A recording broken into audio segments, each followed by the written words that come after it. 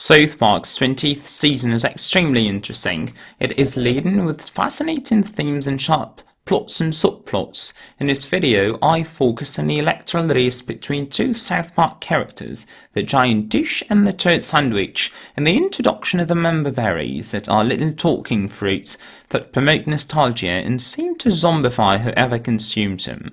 Nostalgia was coined in the 1800s with a combination of two Greek words, nostos, which means home, and argos, which means pain.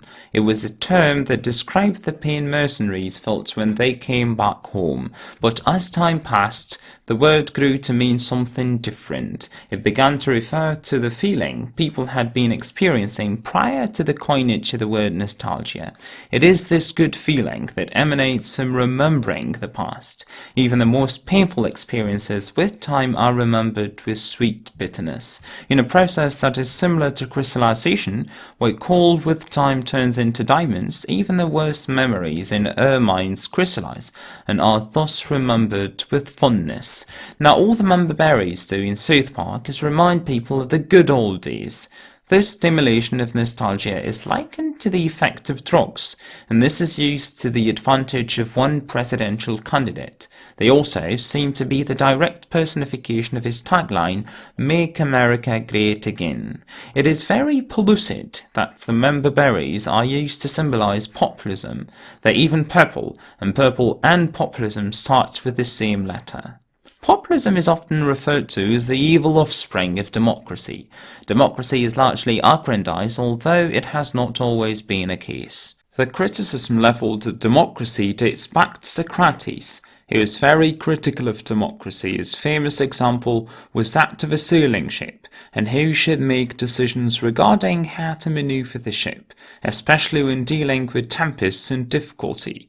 Who should make the decisions? All the passengers should democratically have a say, or only those who are well versed in seafaring? If all passengers were to vote on how to maneuver the ship, it would lead to its wreckage. Ironically, Socrates was sentenced to death. Total belief in democracy predisposes that human beings are rational, good creatures. However, numerous failures of democracy suggest otherwise.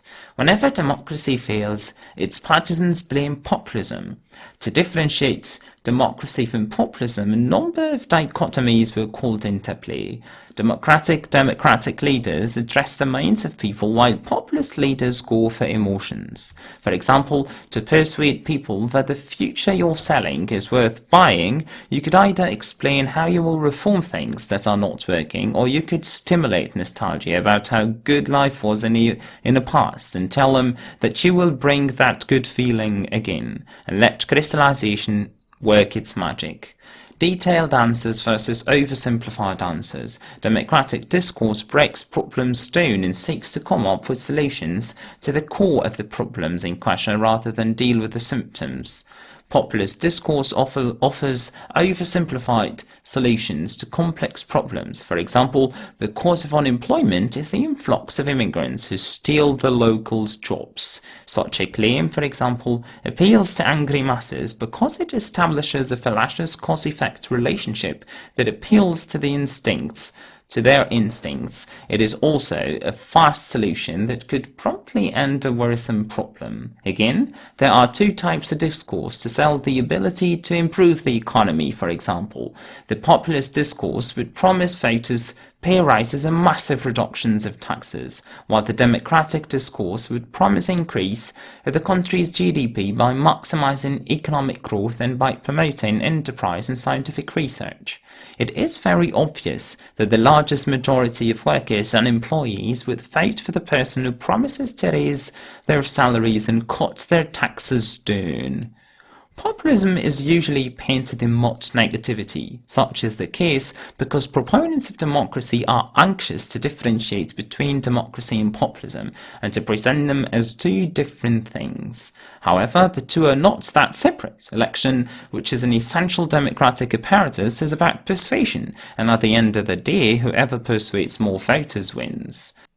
There are many philosophers who are opposed to democracy. Socrates, as we have seen before, also his protege Plato, criticised democracy because it legitimised the oppression of weaker segments of society at the hands of the more powerful, more numerous members of society, which ultimately becomes mob rule.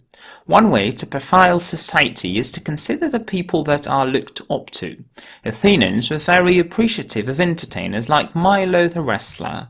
It was a society that elevated entertainers above inventors, scientists, and thinkers.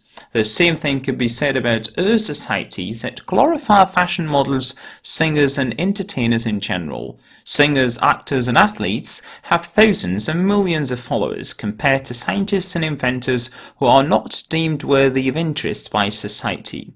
There are many instances throughout history when democracy has failed monstrously. The democratically elected government of Sweden decided to sterilise as many as 62,000 citizens between 1934 and 1974.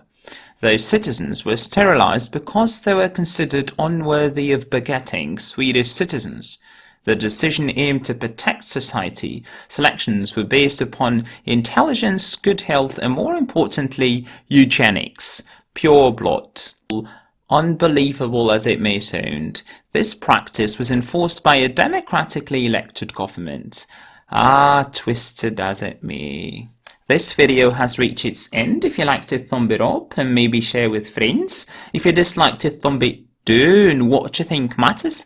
I'm Mochi, then until we meet again, have a great day.